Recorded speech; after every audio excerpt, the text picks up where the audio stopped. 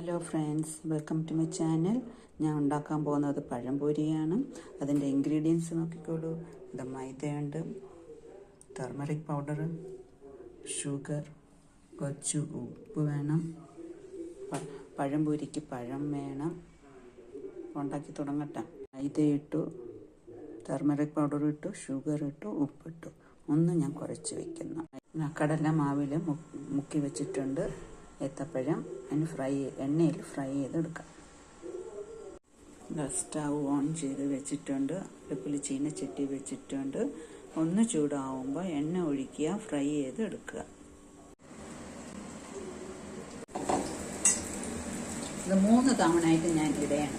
കുറച്ചായിട്ടാണ് ഞാൻ ഇടുന്നത്. എല്ലാം കൂടി പിന്നീട് കാണിച്ചു തരാം. എല്ലാവരും ട്രൈ ചെയ്ത് നോക്കുക.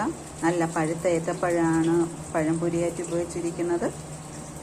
കമൻ്റ് ഇടുക, റിപ്ലൈ ഇടുക, സബ്സ്ക്രൈബ് ചെയ്യുക, ലൈക്ക് ചെയ്യുക, ബെൽ ബട്ടൺ ചെയ്യുക.